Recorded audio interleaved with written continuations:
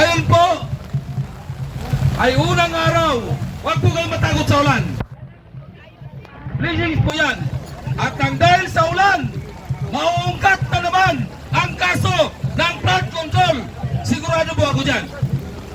Ngayon, magpapasalamat po tayo. Ipagdasal po natin ang ating Magic 13 sa Senado.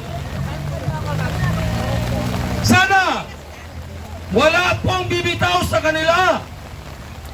At kung puni sana, madagdagan pa ang ating Magic 13 sa Senado. Alam niyo po kung bakit? Pilit po nilang isusulong. Actually para sa akin, yung impeachment talagang wala na yan. Lusaw na yan. Pero bakit nila pilit na papalitan ang liderato sa Senado?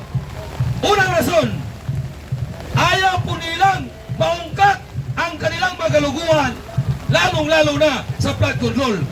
Kasi marami pong madadawit dyan, senador man o congressman.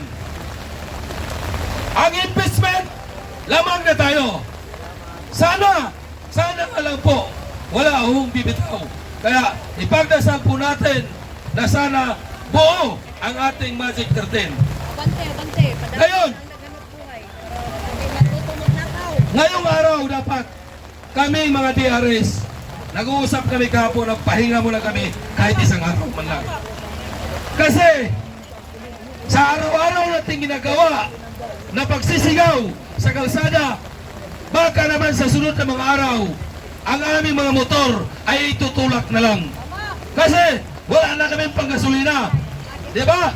Pero galing ako sa bahay, pag-on ko sa app sa Mobit, may nag-booking. Dito talaga sa GSIS nag-book. So kumbaga, hinihila ang manubila ko na makarating dito sa Senado. Inarito na ako. Nagpakita po ako. Hi Ma'am Fima. Good afternoon po. Sana mga kapatid, ituloy po natin, bantayan po natin ang Senado. Kasi maraming hugong-hugong, haka-haka, naririnig na natin. Fake news man yan, or hindi, or totoo, basta mapagmatsyag po tayo. Hindi natin hayaan na ang mga kurakot dyan sa Senado, sila ulit ang upo. No way. Kaya, kung pwede po sana, nagkalat na nga po ngayon sa social media namin, lalo na sa mga GC namin, na tayong lahat magpalit ng profile na andun si Senator Alan Cayetano. Diba? Kinalat po namin yan. Ngayon, nung nandito tayo sa panahon ni Bato, kaya nga meron ako mga post, Matibag versus Bato. Hindi nila kayang tibagin ang Bato. Tama, hindi? Hindi nila kayang tibagin, lalong-lalo na ang mamamayang Pilipino. Kaya magkaisa po tayo, hindi natin hayaan, mapagmatsyag po tayo, araw-araw para maagapan natin kung ano mang panawagan sa gobyerno. Kasi kami mga DRS, isang chat lang sa amin, nandyan ho kami. Katulad nung galing tayo sa House of Representatives nung nagarang Lunes. Pagdating ng alas 4, hindi pa tapos yung programa sa HOR. May kailangan ng tulong namin. Kaya kaming DRS, diretso na rito. Walang kain! Walang kain! Walang matulugan sa gabi. Nakatambay kami 3 gabi, 4 na araw. Kaya maraming salamat sa tumulong sa amin. Nagpaabot ng mga pagkain, tubig, yun lang po. Sapat na po sa amin yun. Kasi kami mga DRS, ang mission po namin, hindi po kami kayang bayaran ng pera. Hindi po kami nanghingi ng pera. Hindi rin po kami tumatanggap ng pera. Bakit? Mga driver lang po kami. Pero meron po kami paninindigan. Yan po yung pinaglaban namin. Di balay mangutang kami sa bahay. Huwag lang kaming humingi o tumanggap ng pira galing sa mga politiko. Kahapon, saan ang DRS kahapon walang opisina? Every Sunday, kami mga DRS, sumasama po kami sa mga charity event. Ano po yung charity event? Yung mga may sakit, tinutulungan namin. grupo ng DRS, tatlong charity ang pinuntahan. Isa Antipolo, isa Cavite. Kaya, yung mga nagbabalak na pumasok sa DRS, mag-isip-isip po kayo. Alam niyo kung bakit? Magastos po dito. Ang pera natin puro palabas, walang papasok. Punta ka gasolina, pagkain mo sa'yo. Di ba? Kaya, ang pinaglaban po namin, ipaglaban ang katotohanan. DRS, number 1 na magbantay, lalong-lalo na sa corruption. Kasi, pinanamana po namin yan noong panahon ni Tatay Digong. Kailan ba nabuo ang DRS? Nabuo ang grupo ng DRS, Duterte Radio Supporter, noong panahon na kinidnap si Tatay Digong.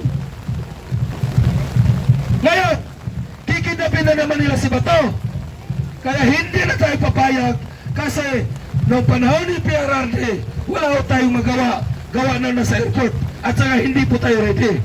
Ngayon, sa panahon ni Senator Bato, meron na tayong experience noong panahon ni PRRD.